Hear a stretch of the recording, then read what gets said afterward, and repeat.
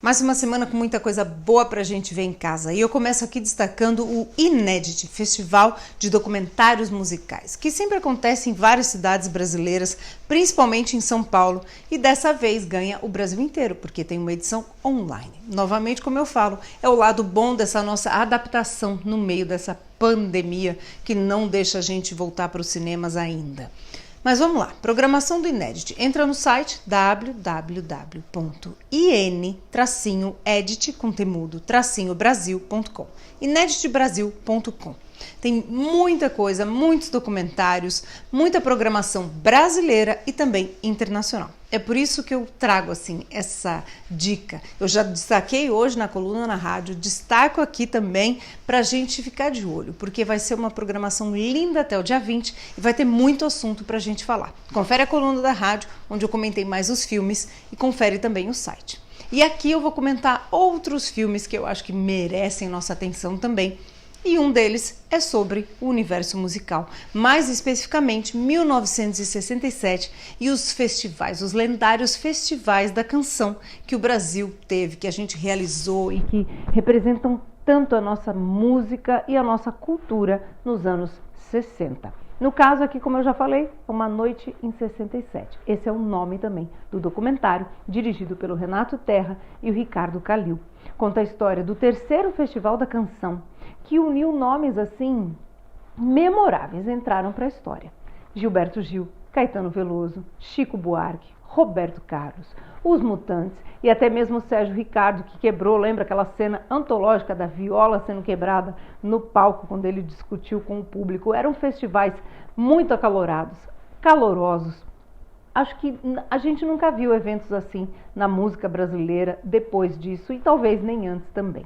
Então esse documentário, como eu já falei, dirigido pelo Calil e pelo Renato Terra, ele reconstrói essa noite, não só com as imagens de arquivo, mas também com entrevistas contemporâneas com os músicos que estavam lá, com gente que participou, fez parte dessa noite, dessa temporada tão maravilhosa da nossa música e também da nossa história. Lembre que a gente estava em plena ditadura militar, então tudo tem um contexto também sociopolítico, cultural muito forte. Então é uma pedida imperdível e o melhor, tá gratuita lá no Festival Sesc em Casa. Eu chamo de festival, né, gente? Eu chamo de festival porque é um festival. A cada semana entram várias produções premiadas internacionalmente, nacionalmente, na plataforma do Sesc em Casa, com curadoria do Cine Sesc, para o Brasil inteiro e melhor, de novo, gratuito. É só clicar e assistir. Então, não perca.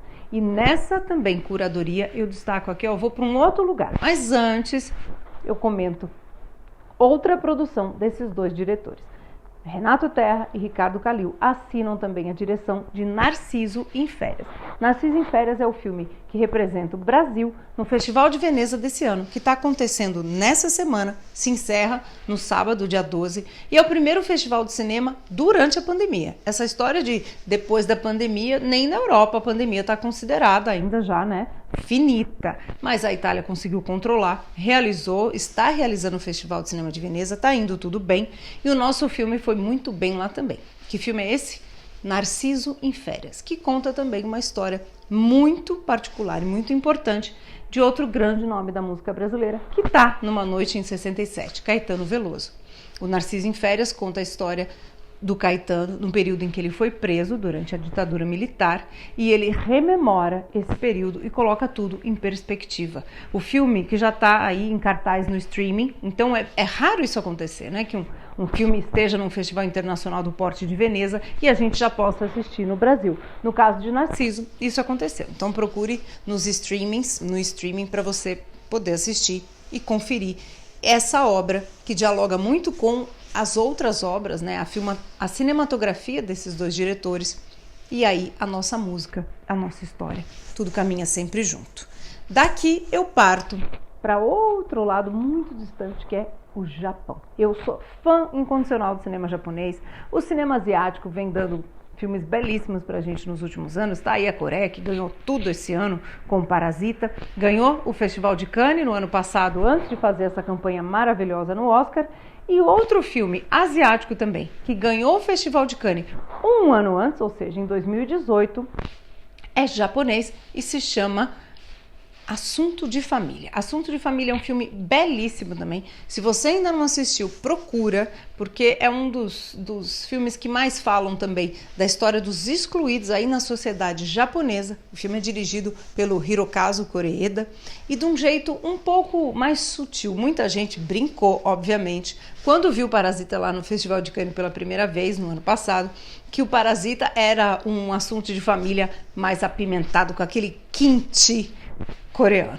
Brincadeiras à parte, aqui é um filme lindo e fortíssimo. E aí eu pulo para um outro filme japonês que está aí na plataforma do Sesc também, que se chama Esplendor. É de uma diretora, realizadora, eu gosto muito sempre de frisar, quando eu falo aqui de filmes dirigidos por mulheres, ela se chama Naomi Kawase, é um grande nome do cinema mundial, não só do japonês atualmente, e ela ganhou o prêmio do júri ecumênico do Festival de Cannes, sempre Cannes, em 2017. O júri ecumênico, o nome já diz tudo, premia filmes que têm uma visão humanista sobre o mundo, sobre as suas histórias. E que história é essa? É a história de uma dubladora de cinema, né? Ela dubla filmes no Japão e ela também trabalha com filmes para deficientes visuais e ela gosta de assistir também a esses filmes no cinema. Numa dessas sessões, ela conhece um fotógrafo mais velho que ela que está perdendo a visão. E foi assistir a esse filme, né, que tem a narração especial para deficientes visuais. E aí uma história entre os dois começa. E é uma grande metáfora para a gente enxergar as coisas do ponto de vista do outro, né? É uma metáfora visual lindíssima. Eu falo aqui, parece até uma coisa banal, né? Nossa, uma metáfora, uma dubladora conhece um fotógrafo que está perdendo a visão. A história entre os dois é linda. Esplendor coloca a gente no lugar da empatia de uma forma poética, mas nunca boba. A Naomi Kawase, ela tem até essa fama de ser uma diretora que faz filmes muito, entre aspas aqui, muito doces, né? Tem uma doçura, até assim, leves demais, mas não tem nada de leve no cinema dela. Ela tem sim essa suavidade oriental ao tratar dos temas, ela trata com uma assinatura muito própria, mas é um filme forte e ao mesmo tempo muito poético, lindo, não é à toa que o nome se chama Esplendor. Então ficam essas dicas para vocês. Boa maratona aí de filmes, boas sessões, muitos festivais, muito cinema pra gente.